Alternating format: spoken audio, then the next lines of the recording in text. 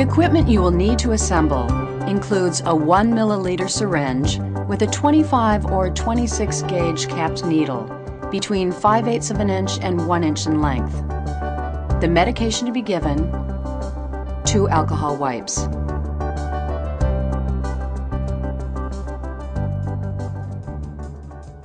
Carefully wash and dry your hands.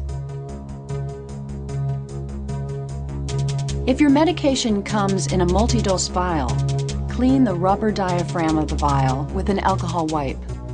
Discard the wipe into the trash. Remove the cap from the needle. Pull down the plunger of the needle until the syringe contains the same volume of air as the medication you're going to give. Hold the vial upside down at eye level. Without touching the needle, insert it through the diaphragm of the vial. Keep the tip of the needle below the level of the medication in the vial. Depress the plunger to inject the air into the vial. Slowly pull down on the plunger to take into the syringe the amount of medication prescribed for you. Pull the needle out of the vial. Hold the syringe vertically and flick the barrel with a fingernail to make any air bubbles float to the top under the needle.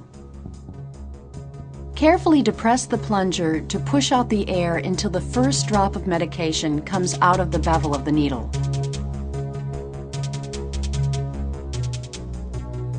Clean the injection site with an alcohol wipe. Start at the proposed site. Wipe in a circular motion, moving outward with each circle to prepare an area 2 to 3 inches in diameter around the injection site. Let the alcohol dry and discard the wipe into the trash. Insert the needle through the skin at a 45-degree angle so that the tip of the needle is under the skin and above the muscle layer.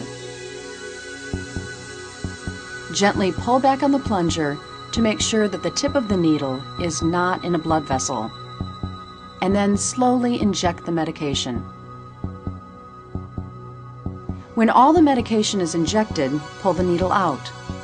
There's no need to use a Band-Aid unless blood appears at the injection site. Discard the syringe and attached needle into your puncture-proof sharps container. Do not recap the needle. Wash and dry your hands. If during the injection blood does appear in the syringe when you pull the plunger back, pull the needle out and discard the syringe, needle, and medication into your sharps container and start the whole process again.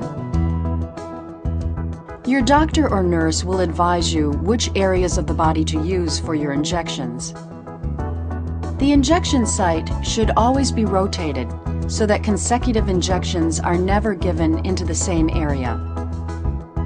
If you have very little fat under your skin, you can pinch the skin to form a tent into which the injection can be given. The needle is then inserted vertically.